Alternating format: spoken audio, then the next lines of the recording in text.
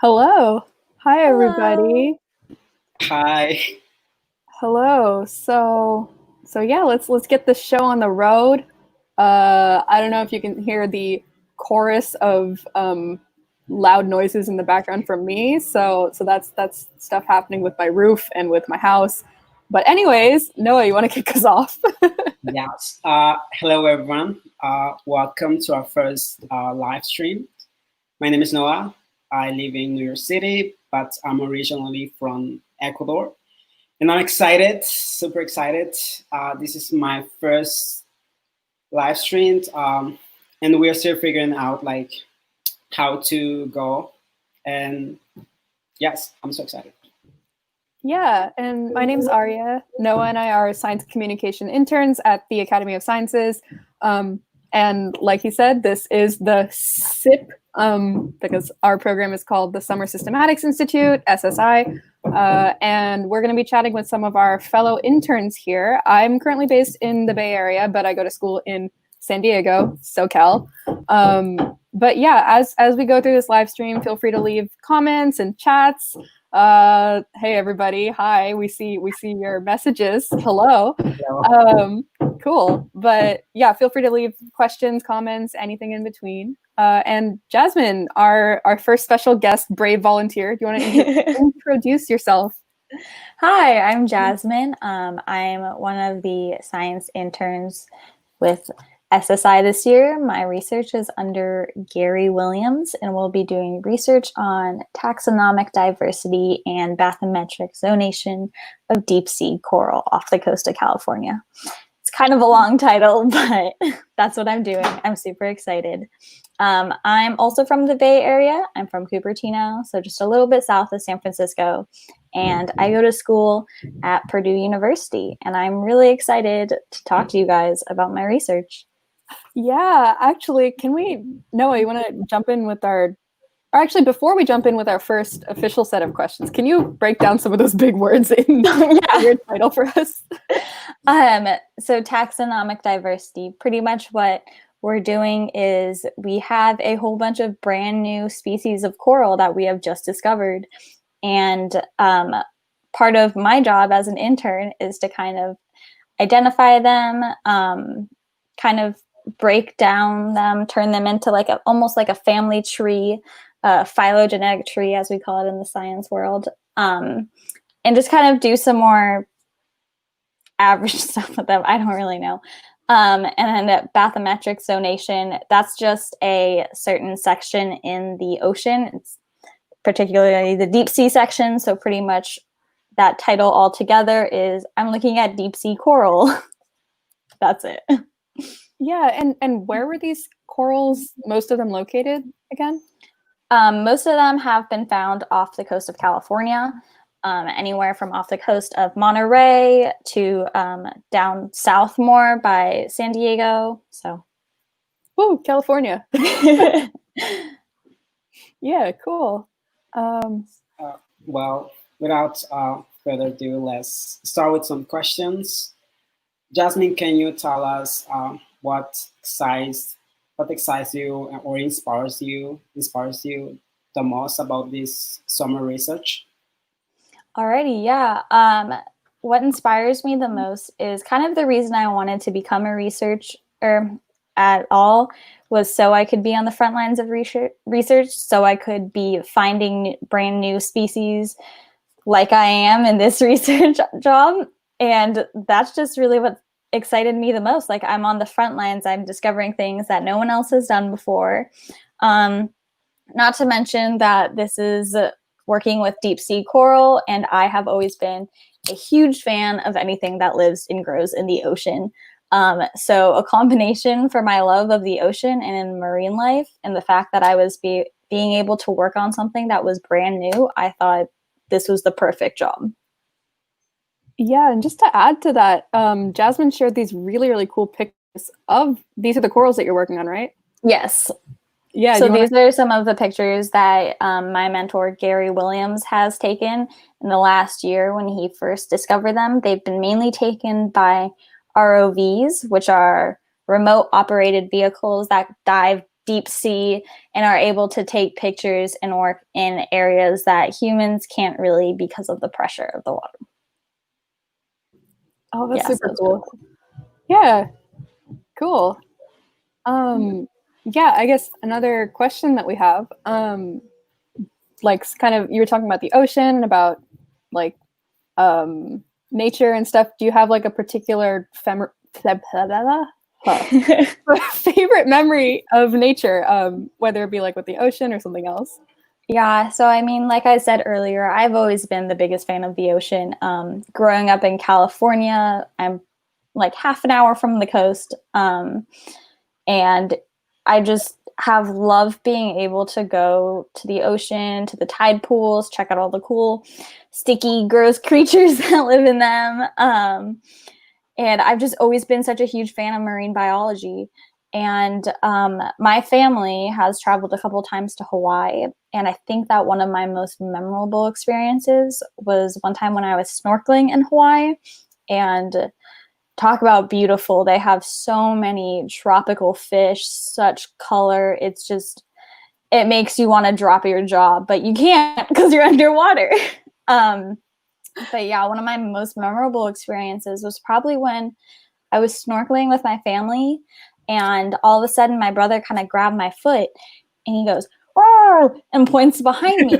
And behind me is this giant sea turtle. It's like right by my flipper. And I thought that was the coolest thing because for those of you who haven't been to Hawaii or haven't been by the ocean that often, you will know that you can't really get close to sea life like that.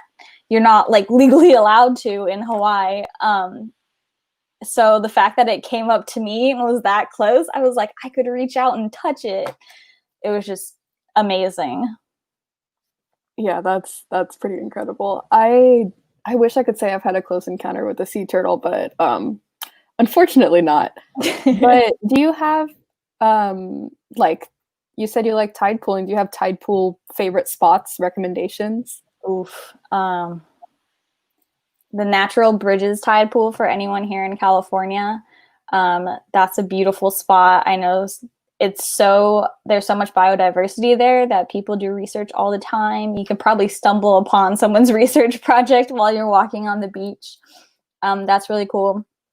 I think the tide pools in Hawaii, I hate to say, were really, really cool. I think I don't really have a specific area that I go looking for tide pools. In fact, I try not to go to the same place more than once because I feel like if I go to a different place, I can find something new and discover something I haven't before. So, yeah. Yeah, I like that. Man, I'm such a I'm so guilty of literally going to the same spot all the time. I'm like, okay, what's here today? What's your favorite spot? Oh, my favorite spot?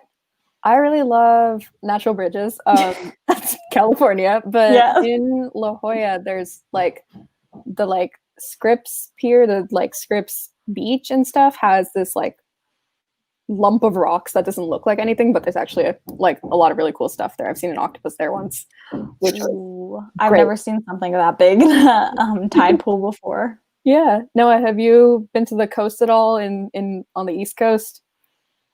No, at all. I mean, yes, but I have one of my favorite spots is here in New York City, where I think it's called the Highland. It's not natural, but it's like man-made. It's one of the for me, it has so much the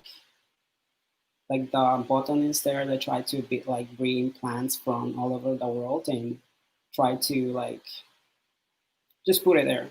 It's so fun to see plants from other places just growing. That's such a cool thing. Yeah, that was the Highline you said? Yes. Yeah. Oh, that's amazing. Cool. Yeah. And well, Jasmine, we have another question. Okay. And we'd love to know your opinion. I mean, we'd love to know how has the Black Lives Matter movement impacted you as a person and as a scientist? That's a really deep question that you ask. First of all, I'd just like to say to everyone out there, person of color, Black person, you have inspired me You all do such amazing work despite all the things that go against you guys. I'm just truly inspirational. That being said, this movement has really opened my eyes to some of the, for lack of a better word, stupidity that the average person feels towards these people. Like the lack of, I don't know. I'm kind of speechless, sorry, but it's just astonishing to see how people in this day and age still choose to ignore the oppression that's happening to people of color, that's been so blatantly happening to them for hundreds and hundreds of years. And the fact that we are still having to talk about this today is just, it's truly sad. Why can't people just treat each other equally? Like, that's what America was made for. It was built off of equality, built for equality, and built for freedom. And the fact that even in a country as free as ours, that people are still being oppressed, it's heartbreaking. And my heart reaches out to all the people of color out there who, despite all the negative comments, despite all the oppression that they're facing, continue to do great and excel. You guys are just fantastic. You're truly inspirational. Thank you. Yeah, thanks for sharing, Jasmine. Of course, yeah. Yeah, for listeners out there, we for this series of the SSIp, we've been asked. We have a kind of a core set of questions that we're going to get all of our interns to ask, or ask all of our interns and get them to answer. So yeah, thank you for sharing, Jasmine. We appreciate of course. you. I mean, it's something that's been such a big part of our lives for the last couple months. I know that this has been a great opportunity for me to get educated about things that I didn't know about people of color before. And I feel like I can be a better ally now that I'm more educated. And it's just really opened my eyes. I just like to say it's great what you guys are doing. If you have the chance to go out there, sign a petition. I went to a rally. It was fantastic. It was peaceful. It was a peaceful protest. And if you get the chance to, I would ask you and encourage you to please show your support for the people of color in our nation. Yeah, thanks. And yeah, so switching gears a little bit to wrap up this question interview section. This is kind of a fun one. If you could travel anywhere in the world, where would you, or anywhere in the universe rather, where would you go? And why? Man, I think the one place that I would go, and it's been on my bucket list for a really long time, would be Thailand. They have an amazing culture. It's beautiful out there. It's so tropical. I love anything tropical, in case you haven't noticed from my snorkeling and Hawaii stories. The ocean, really? No. Yeah, exactly. Their food is fantastic.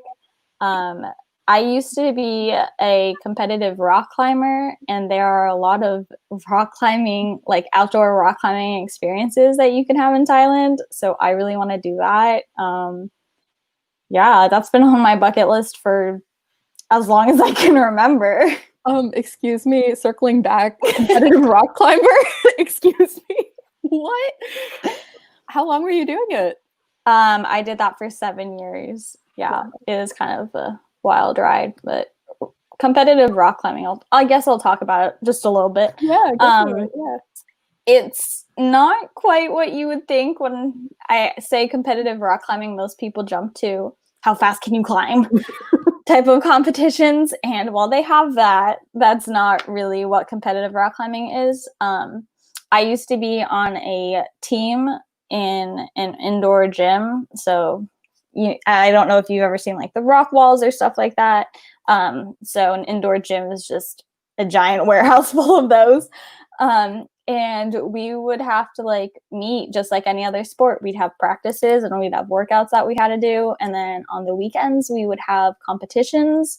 And those competitions were us traveling to different gyms in the Bay Area. And the entire gym would kind of be set up with a whole bunch of different climbs, all different levels of hardness. And you would have 4 hours to go and try to climb the hardest climbs you could. And then at the end, the top 3 climbs that you climbed that were the hardest, they take points from those. And then, that's how they tally the winner. So yeah, I did that for 7 years. So yeah. Wow. Super excited. Yeah. Kind of an unusual sport, but yeah. Have you ever like bouldered outside? And I mean, like rock climbed in the wild? Yeah, I have. I mean, most of our practices and stuff were indoors, and everything, the competitions were always indoors. But I have been, for those of you who live in California, Northern California, Castle Rock has a lot of great outdoor bouldering and outdoor climbing. So I've done that a couple of times, but unfortunately, no one else in my family really climbs. So I couldn't go outdoors as much as I had wanted to. But when I did, it was still really cool. Tears up your hands, though. Awful. Sorry, I'm like a little like floored. This was out of the left field. I had no idea that like you were like a competitive rock climber. That's literally like so cool. I feel like it just goes to show that like doing science is like one personality trait of many. Like you can like, I don't know, you can be anything and be a scientist. That's awesome. Yeah, I don't know. For me, it's just the reason I love science is because it's the study of nature, and everything I do, like everything I enjoy doing, is just to get me closer to nature. Rock climbing, snorkeling, like I said, swimming in the ocean. That's just anything to get me out in nature. Yeah. I used to do it. I used to do it when I was in Ecuador, but it's really hard right like now because I live in the city. And I mean, it is possible, but it's not like it's not the same as doing in the wild. So here in New York, you can do it indoors, but Yeah. So it's our thing, but yeah, it's not as cool as going outdoors, but yeah, still pretty cool. If you haven't done it before, I would definitely say go check it out. Yeah. Cool. Yeah. So that feels like a good place to start. Thanking you all for listening in and telling you to like follow us on social media, and remember to go check out some rock climbing. If you got a free minute, and once we, do not have a disease quarantine. Yes. Stay at home, stay safe for now, but in the future, rock climbing is cool. But yeah, we've listed our social media handles down here at the bottom of the screen. We've got 2 sets of accounts. One is in English, one is in Spanish. Shout out Noah, running the Spanish one. Yeah, I'm gonna be running the Spanish accounts, also like both the Instagram and Twitter. So it's gonna be fun. You're gonna be hearing a lot about me, so stay tuned for what is coming in the next couple of weeks. Yeah. But yeah, thanks everybody for tuning in. We also are excited to say that we have another live stream with another student tomorrow at noon Pacific time. And thank you so much, Jasmine, for kind of being our guinea pig. This is our first time doing this. We are a little nervous, but also this was a lot of fun. Yeah, thank you guys for having me. This was super fun. Yeah, and for listeners out there, we will definitely be circling back around to Jasmine's coral research. So stay tuned for more updates on the deep sea corals off the coast of California. But yeah, thanks again for tuning in. This has been the SSIp. Farewell.